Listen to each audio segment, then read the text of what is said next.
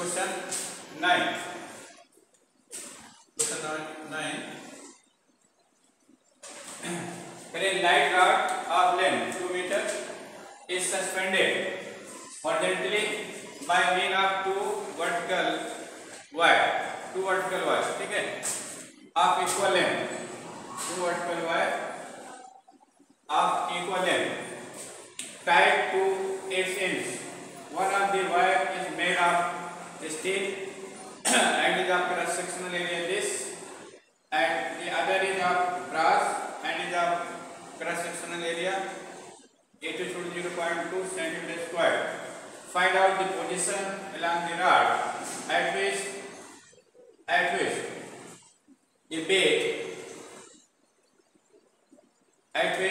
weight must be suspended to protect equal stresses in both the wire, equal strain in both the wire. For steel, M modulus is 20 to 10 Newton meter minus 2. For brass, M modulus is 10 into 10 Newton meter minus 2. देखिए potent है कि produce है,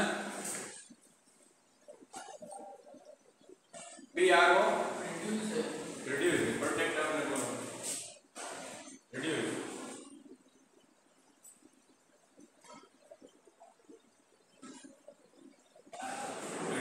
चलिए तो देखिए two wires are hanged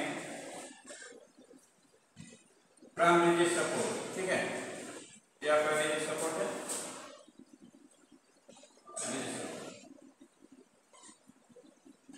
Two wires are tied with rigid supports. Let it point A and B. ठीक है, and a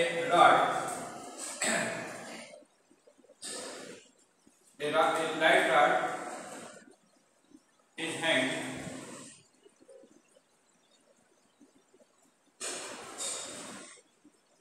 with the help of these two wires. देखिए एक रॉड है,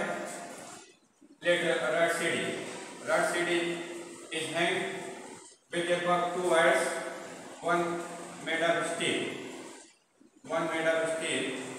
and another made of brass, having cross sectional area is steel. Cross sectional area of steel is 0.1 centimeter square. Cross sectional area of brass is 0.2 centimeter square. ठीक है, ये चीज है.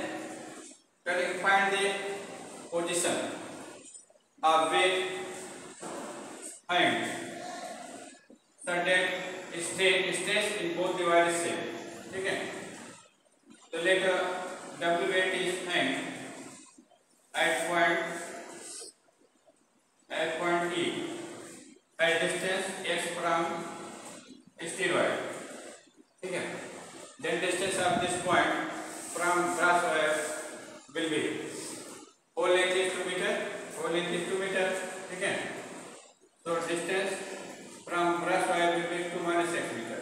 है ना, distance of this point from brass wire will be 2 minus x meter. ठीक है, so we have to find position of this wire under condition stresses in both the wires are same. Second condition, strains in both the wires are same. ठीक है, चलिए देखिए, rod is in equilibrium. Rod is horizontal. Rod है horizontal है. If rod is in horizontal position, then moment about point E will be same. Moment about point E of tension produced in steel wire and brass wire will be same. या net आगे भी समान better sum of moment about point A of all forces acting on the rod is 0.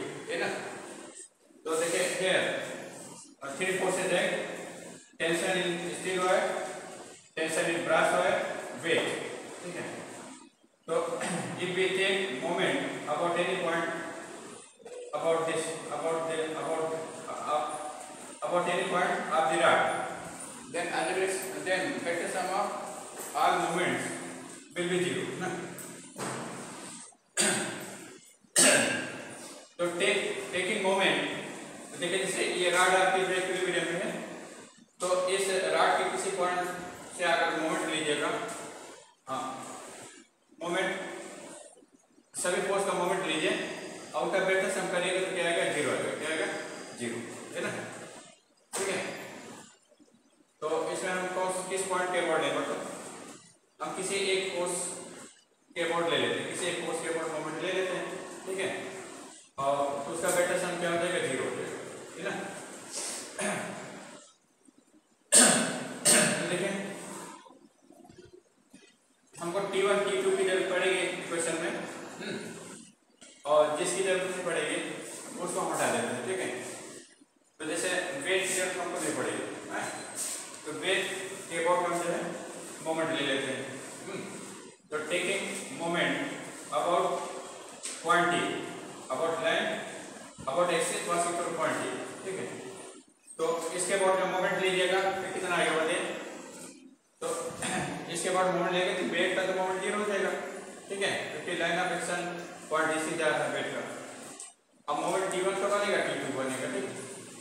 तो T1 का moment क्या होगा, force into perpendicular distance, तो force कितना है T1 का मैग्नीट्यूड T1 है, परपेंडिकुलर डिस्टेंस x है। और ये मोमेंट कैसे होते हैं, ये अबाउट ये मोमेंट जो है क्लॉकवाइज होगा, तो क्लॉकवाइज मोमेंट को क्या करते हैं, clockwise moment is taken in negative, इसको नेगेटिव ले लीजिए, ठीक है। अब यहाँ पर ले T2 को मोमेंट चेक करिए, तो T2 मोमेंट क्या होगा, एंटी क्लॉकवाइज होगा, क्या होगा एंटी क्लॉकवाइज ना। तो एंटी क्लॉकवाइज मोमेंट क्या होता है, पॉजिटिव होता है, तो क्या हो जाएगा 2 - x × T2, ठीक है। और W का कोई मोमेंट होगा नहीं, इसकी वैल्यू क्या होगी 0, इसकी वैल्यू क्या होगी 0 ना। तो क्या हो जाएगा -xt1 + 2t2 -xt2 equal to 0, है ना। तो 2t2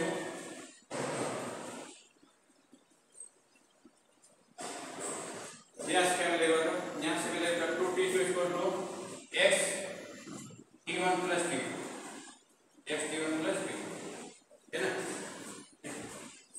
तो ये इक्वेशन आपको मिल गया।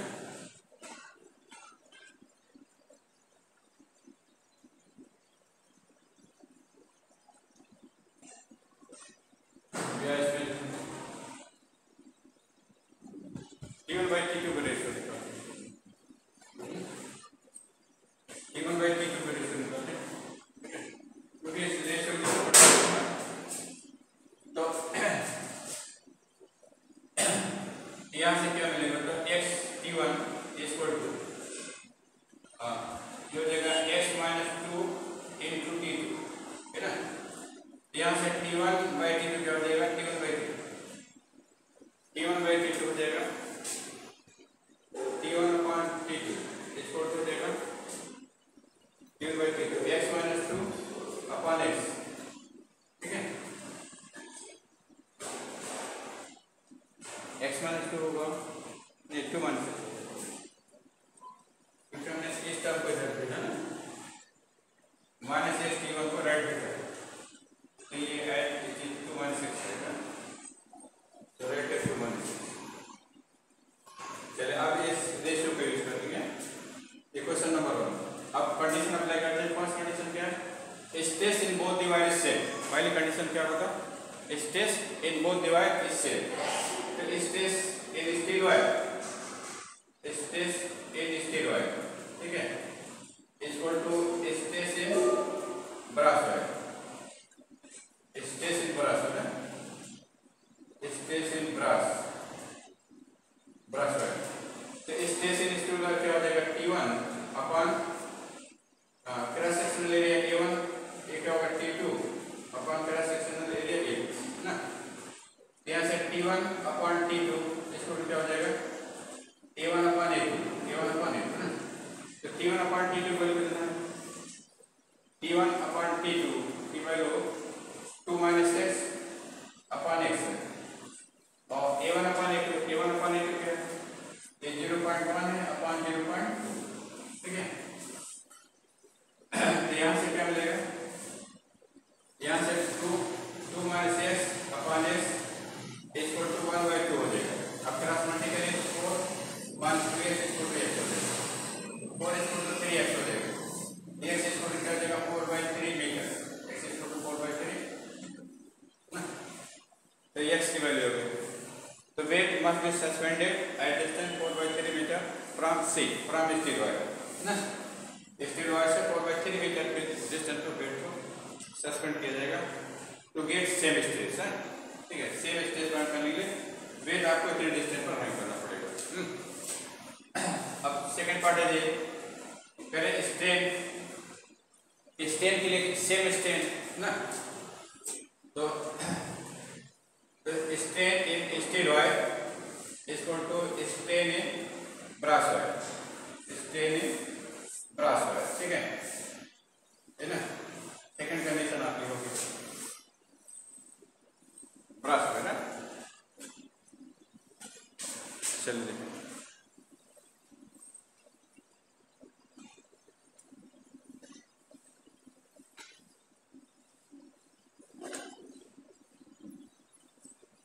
चलिए strain x modulus equal to stress upon strain, ठीक है, स्ट्रेस अपॉन स्ट्रेन है ना। तो यहाँ से स्ट्रेन इक्वल क्या हो जाएगा, strain equal to stress upon ये मॉडुलस, ठीक है, ये चीज मिलेगा। तो स्ट्रेस की वैल्यू रखी है, स्ट्रेस की वैल्यू कितना होगा,